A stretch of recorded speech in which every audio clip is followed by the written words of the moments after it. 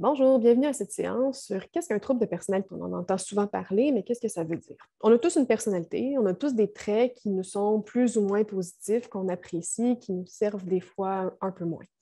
Les traits de personnalité, ça peut être parfois non adaptés, puis nous nuire dans notre façon de réagir, de penser, d'avoir des émotions, de réguler nos émotions et nos relations. Les traits vont éventuellement devenir un peu plus rigides et plus construits quand on va avoir atteint la fin de l'adolescence, le début de l'âge adulte. Et c'est à peu près constant dans le temps. Une petite évolution, mais généralement, on ne changera pas de personnalité du jour au lendemain entre l'adolescence et l'âge adulte. Les traits de personnalité vont affecter notre manière d'entrer en relation avec nous-mêmes et avec les autres. Donc, ça va affecter notre image, notre estime de soi, la manière dont on se voit et dont on voit les autres, et notre manière de fonctionner dans la vie scolaire, professionnelle et familiale.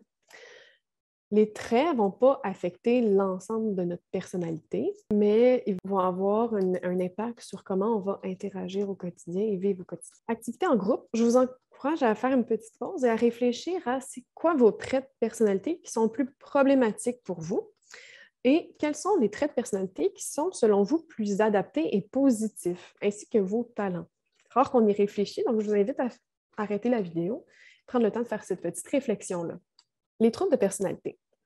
Un trouble de personnalité, c'est quand on va avoir plusieurs traits qui deviennent rigides, qui deviennent figés et dysfonctionnels, donc qui amènent une détresse ou qui nuit à notre fonctionnement. Ça ne veut pas dire que c'est permanent. Du moment où on a un trouble de personnalité, ce que ça nous dit, c'est qu'on a un bris de fonctionnement, une détresse importante, mais ce qui est important de savoir, c'est que c'est quelque chose qui va évoluer. Hein? C'est un bon pronostic quand même, dépendant du trouble de personnalité, parce qu'on évolue à chaque fois, puis on peut travailler pour que nos traits de personnalité soient moins souffrants ou nous nuisent moins au quotidien, en apprenant à se connaître, en faisant de la thérapie, en trouvant un milieu extérieur qui est plus valorisant. C'est ainsi qu'on va réussir à ne plus souffrir de nos traits de personnalité plus négatifs. La mentalisation est un traitement qui nous permet de mieux se comprendre, mieux interagir et généralement à traiter le trouble de personnalité. Donc, c'est important de savoir, hein, parce que souvent, quand on se fait dire ben, il y a un trouble de personnalité, ça sonne gros, ma personnalité est malade, il y a quelque chose de problématique chez moi. Il faut savoir que c'est un meilleur pronostic que la dépression. Un trouble de personnalité n'a pas besoin de vivre toute sa vie avec des médicaments. Le trouble de personnalité est capable de travailler, capable d'avoir une famille, capable d'avoir une vie qui vaut la peine d'être vécue. Donc, c'est important de réduire la stigmatisation qui est associée à cette condition-là parce que ça évolue bien, contrairement à ce qui était pensé à l'époque. Comment on développe un trouble de personnalité? Mais notre personnalité se construit avec le temps, en partie avec une vulnérabilité qui est biologique. Hein? Donc, au niveau biologique, j'ai certains gènes qui font en sorte que je suis plus émotive ou moins émotive, plus impulsive, plus dans l'évitement. Et tout ça, c'est déterminé génétiquement. On pense que la moitié du trouble de personnalité est due à notre génétique, donc on ne peut rien y faire. La deuxième chose qui influence notre personnalité, c'est l'environnement. L'environnement dans lequel on va grandir va faire en sorte qu'on développe une certaine personnalité. On a parlé un peu plus haut par rapport à l'attachement. Hein?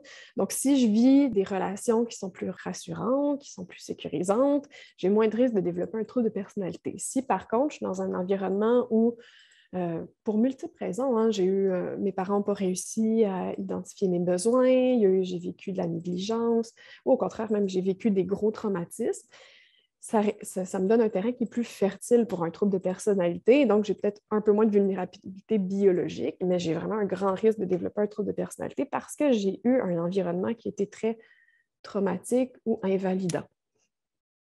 Tout va dépendre un peu du poids des facteurs. Puis pour certaines personnes, ben, ils ont plus de sensibilité. D'autres non. C'est intéressant de vérifier, nous, dans notre vécu, qu'est-ce qui aurait pu faire en sorte qu'on ne développe ou pas un trouble. Il y a différents types de troubles de personnalité. Ici, on les a classifiés dans 3 grands groupes.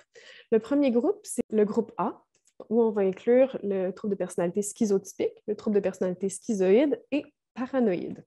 Le trouble de personnalité schizotypique, c'est des gens qui vont être très timides, très suspicieux, qui vont avoir des points de vue un peu bizarres, des gens peut-être un peu plus ésotériques, avec des croyances un peu plus divergentes de la moyenne de la société. Le trouble de personnalité schizoïde, c'est des gens qui ont un affect un peu plus plat. Affect, ça veut dire expression émotionnelle.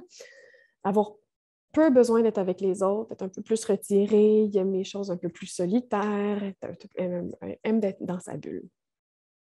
Le trouble de personnalité paranoïde, Il y a des gens qui sont toujours un peu suspicieux, hein, qui sont toujours méfiants, qui ont toujours une hyper-vigilance à ce qui va se passer autour d'eux, qui vont avoir tendance à s'emporter facilement, qui vont être intransigeants. Trouble de personnalité du groupe B, on inclut alors les antisociaux, le trouble de personnalité limite, trouble de personnalité narcissique et histrionique. Une personnalité antisociale, c'est des gens qui vont faire des actes criminels répétés. C'est des gens qui n'ont pas vraiment de pitié pour les autres, qui peuvent être agressifs, avoir tendance à mentir, avoir peu de capacité à donner aux autres, à prendre compte des autres, avoir tendance un peu à escroquer l'autre s'ils sont capables. Personnalité borderline, qu'on appelle aussi le trouble de personnalité limite, c'est des gens qui ont des relations instables, des émotions intenses, puis une image de soi qui est fluctuante. On va y revenir un peu tantôt. Le trouble de personnalité narcissique, c'est des gens qui ont un sens de soi un peu plus grandiose, hein, qui ont une tendance vers l'idéal, c'est des gens qui sont arrogants, qui ont de la difficulté avec l'empathie envers l'autre. Donc, l'estime de soi qui est très augmentée. La personnalité histrionique, c'est des gens qui sont plus théâtrales. C'est des gens qui ont une expression émotionnelle qui est exagérée, qui va jouer beaucoup sur l'aspect sexuel, hein, d'être beaucoup dans la séduction, d'être beaucoup dans l'aspect physique. Ça va être des gens qui ont tendance à rechercher beaucoup d'attention sur soi. Le groupe de personnalité C, c'est les gens qui sont évitants, dépendants, obsessionnels, compulsifs. Les évitants, c'est les gens qui sont plus anxieux, qui sont plus inhibés dans leurs relations interpersonnelles, sont très réticents à prendre des risques avec les autres. Ils ont vraiment très peur qu'on les critique, qu'on les juge, qu'on les trouve ridicules. Les gens qui ont une personnalité dépendante, c'est des gens qui manquent de confiance en eux, qui ont un besoin excessif d'être pris en charge, d'avoir des conseils, d'être rassurés par les autres. Les gens qui ont une personnalité obsessionnelle compulsive, c'est les gens qui sont un peu plus rigides, ils ont de la difficulté à déléguer, ils sont très préoccupés par l'ordre, par les listes, ils sont perfectionnistes. Il y a le trouble de personnalité non spécifié qui répond un peu à plusieurs critères, mais qui ne remplissent pas comme tous les critères pour un seul trouble. Le trouble de personnalité limite, on va s'arrêter davantage sur lui parce que c'est avec lui que la mentalisation a été le plus étudiée. On parle ici de 9 critères. Moi, j'aime bien les regrouper en certains types de critères. Donc, on a tout d'abord les problèmes qui sont plus relationnels, où on va avoir des relations interpersonnelles qui sont intenses, instables, et qui vont souvent aller de l'idéalisation à la dévalorisation. On va avoir des efforts importants pour éviter les abandons, hein, craindre que l'autre nous rejette, puis après réagir de manière excessive pour éviter que ça arrive. On a les enjeux plus identitaires, hein, donc l'image de soi instable, le fait d'avoir un vide qui est chronique. On va voir l'aspect plus impulsif, hein, c'est des gens qui ont tendance à avoir des comportements qui peuvent être autodestructeurs, ça peut être la dépense, ça peut être la sexualité, la toxicomanie, des gens qui ont des conduites dangereuses ou des problèmes alimentaires. C'est des gens qui peuvent avoir des menaces suicidaires, des comportements d'automutilation qui peuvent être récurrents. Le sentiment de vide, on en a déjà parlé. Puis après, il y a toute la sphère émotionnelle. Il faut le voir comme une espèce d'hypersensibilité émotionnelle. Donc, souvent, les gens vont être en montagne russe, une hyper-réactivité, mes émotions sont intenses, ça monte vite, ça change souvent dans la journée. On va souvent l'entendre. Après, il y a les colères, hein, beaucoup de colère. Ça peut être contre soi comme contre les autres. Hein. Ce n'est pas toujours des démonstrations de colère intenses où on va tout briser. Des fois, c'est juste de la colère tournée envers soi.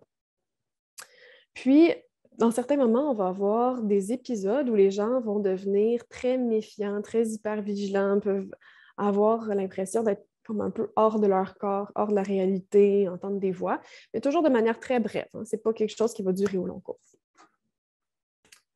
Tâche à domicile pour cette semaine. Donc, vous allez noter les observations sur les traits de personnalité qui ont été le plus problématiques pendant votre semaine. Bonne semaine!